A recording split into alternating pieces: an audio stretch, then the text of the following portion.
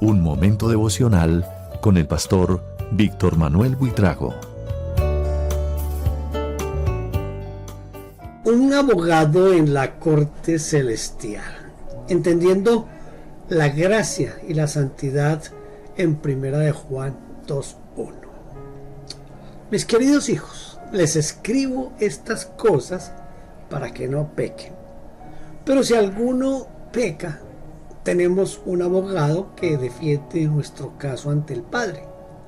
Es Jesucristo, el que es verdaderamente justo. Esto dice Primera de Juan 2:1 en la Nueva Traducción Viviente. La tensión que nos define. Mire, la vida cristiana a menudo se siente como caminar en una cuerda floja. Por un lado sentimos el llamado elevado y santo a una vida de pureza, a ser imitadores de Dios, como dice Efesios 5:1.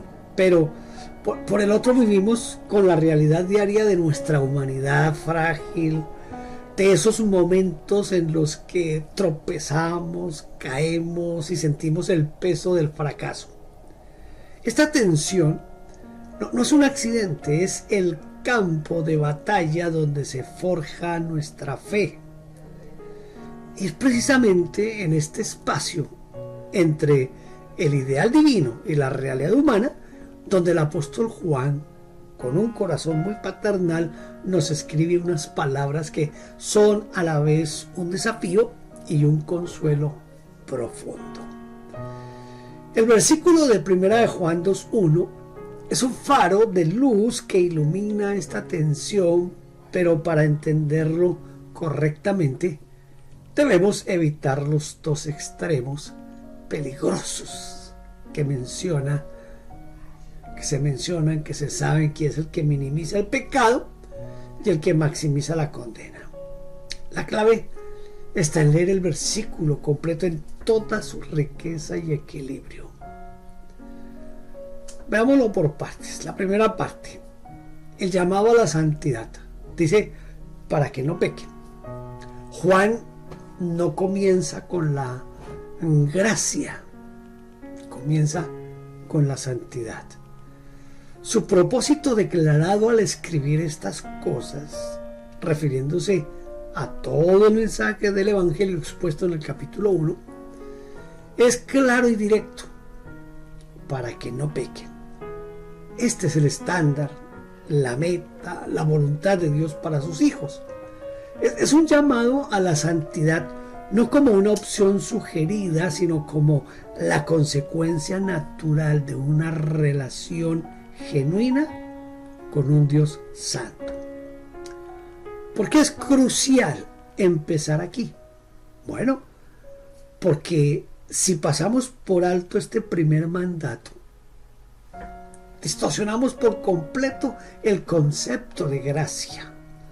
La gracia no es un permiso para pecar, es el poder para no hacerlo. El mensaje del Evangelio no es peca todo lo que quieras, total, Dios te perdona. Eso sería lo que Pablo llama perseverar en el pecado para que la gracia abunde. Una idea que él rechaza de una forma contundente. Hay que solamente leer Romanos 6 para ver cómo Pablo rechaza esto.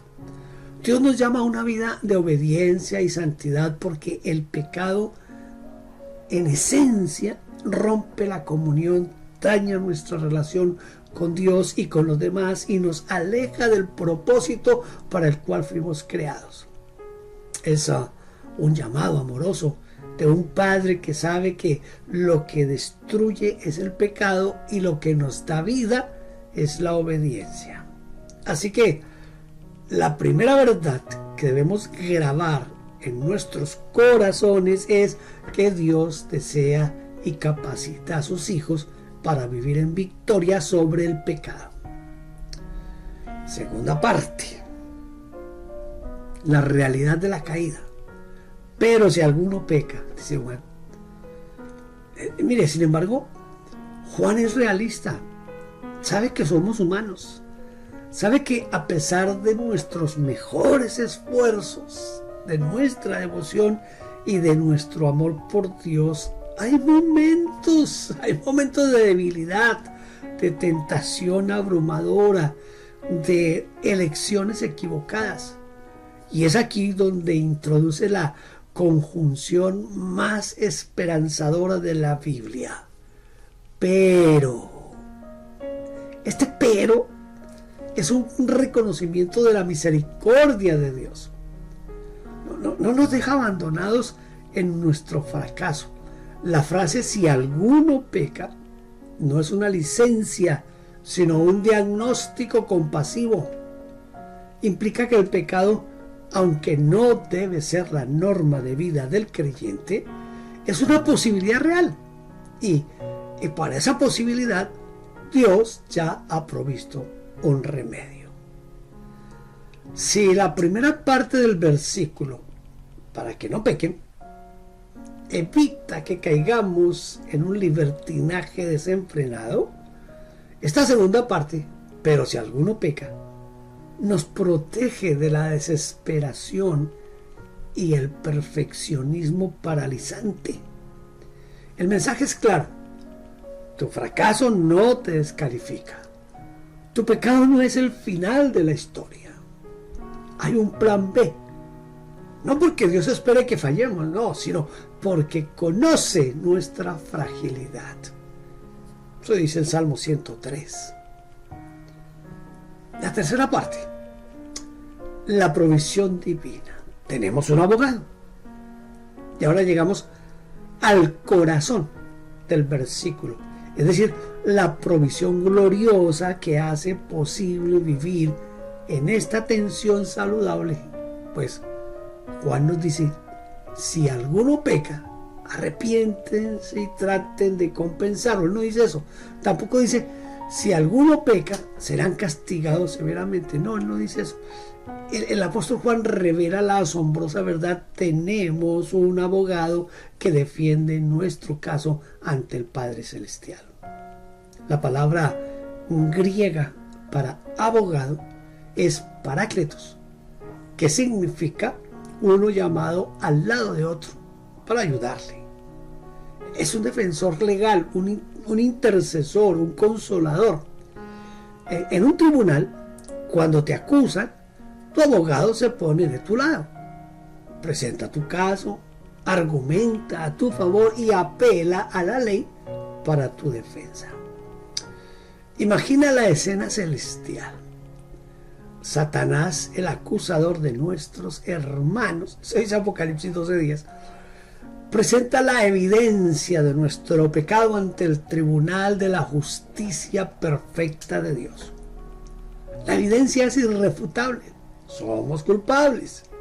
La paga del pecado es muerte. Eso dice Romanos 6:23. Pero en ese momento crítico se levanta nuestro abogado. Es Jesucristo el que es verdaderamente justo. ¿Cuál es el argumento que usa el Señor Jesucristo? ¿Niega el pecado? ¿Dice que en realidad no fue tan malo? No. Nuestro abogado no argumenta nuestra inocencia, no, Señor. Él presenta la evidencia de su propia justicia. Señala la marca de sus clavos en sus manos, en sus pies, en su costado. Su defensa no se basa en lo que nosotros hemos hecho, sino en lo que Él ha hecho. Su argumento es su sacrificio perfecto y suficiente en la cruz. Él no dice: Padre, míralos, son inocentes. No, Él dice: Padre, mírame a mí, yo pagué por ese pecado. La deuda está saldada. Él es el abogado perfecto porque es verdaderamente justo. Él no necesita ser perdonado, Él es el perdón encarnado. Su justicia se convierte en la nuestra, en nuestra justicia. Por eso el veredicto para el creyente que peca, pero que se acerca a Dios con arrepentimiento, no es culpable, sino perdonado y justificado. entramos a la cuarta parte de esto. Equilibrando la ecuación, gracia que transforma. Entonces, ¿cómo entendemos correctamente este versículo? La interpretación correcta reside en mantener unido lo que el mundo y muchas veces la iglesia separa. ¿Qué es lo que la iglesia hace a veces? Separan la gracia y la santidad. Una teología que solo enfatiza para que no pequen sin la provisión del abogado se convierte en legalismo, en condenación y en desesperanza. Lleva a esconder el pecado, a vivir en miedo, con miedo y a una relación con Dios basada en el rendimiento. Una teología que solo enfatiza tenemos un abogado sin el llamado a no pecar se convierte en gracia barata, en un evangelio que no transforma, lleva a una vida complaciente con el pecado y a una fe que no produce frutos de arrepentimiento. La verdadera interpretación es una relación dinámica. El llamado a la santidad, para que no pequen, es lo que nos motiva a vivir de manera agradable a Dios. La provisión del abogado, pero si alguno peca, es la seguridad que nos permite acercarnos a Dios con confianza después de caer. No para seguir pecando, no, sino para ser restaurados y fortalecidos para no volver a caer. En cuanto al pecado que no es de muerte, que habla Juan 5, 16 y 17, Juan se refiere a una actitud de corazón. El pecado de muerte es una persistencia voluntariosa en el pecado y un rechazo total de Cristo. Es decir, es una apostasía que corta la relación con Dios. El pecado que no es de muerte es la transgresión de un creyente que, aunque cae, aún tiene al Espíritu Santo morando en él, que lo convence de pecado y lo lleva al arrepentimiento. Y pues por eso existe este abogado, el Paráclitos, este consolador. Quiero tratar de concluir y aplicar esto, que es viviendo a la luz de ese abogado. Mire, deseo que tengas un mensaje de esperanza y que aliente tu vida.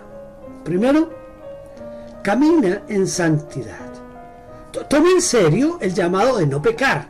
No excuses tu pecado. Busca la pureza, llena tu mente de la palabra de Dios y depende del Espíritu Santo para resistir la tentación. Este es tu privilegio y llamado como hijo de Dios. Corre al abogado en el fracaso. Cuando fallen, no huyan de Dios, no se escondan en la vergüenza. Recuerden inmediatamente que tienen un abogado. Corran a él con arrepentimiento genuino. Confiesen su pecado sabiendo que Él es fiel y justo para perdonar nuestros pecados y limpiarnos de toda maldad. La confesión no es informarle a Dios algo que no sabe, es alinear nuestro corazón con la verdad de que ya tenemos un defensor. Vive en gratitud. Nuestra motivación para la obediencia deja de ser el miedo al castigo y se convierte en gratitud por la gracia. Obedecemos no para ganar el amor de Dios, sino porque ya lo tenemos de manera irrevocable a través de nuestro abogado, el Señor Jesucristo. La verdad más profunda de 1 Juan 2:1 es que nuestro destino eterno no depende de nuestra impecabilidad, sino de la justicia imputada de Jesucristo. Él es nuestro abogado, nuestro defensor, nuestro parácletos. Y ante un abogado así, ningún acusador puede prevalecer. Puedes vivir hoy en la libertad de quien es amado profundamente, llamado a la santidad y cubierto por una gracia que siempre, siempre, siempre aboga por ti.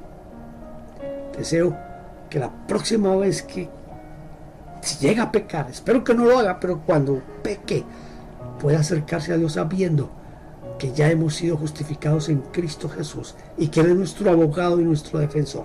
Si todavía no ha aceptado a Cristo como su Señor y Salvador, lo invito a que lo haga en este momento. Todo lo que tiene que hacer es decirle: Señor, yo reconozco que soy pecador y te suplico que me limpies, me perdones. Dios le continúe bendiciendo. Gracias por vernos. No olvide suscribirse y tocar la campanita. Toda la gloria sea para Dios.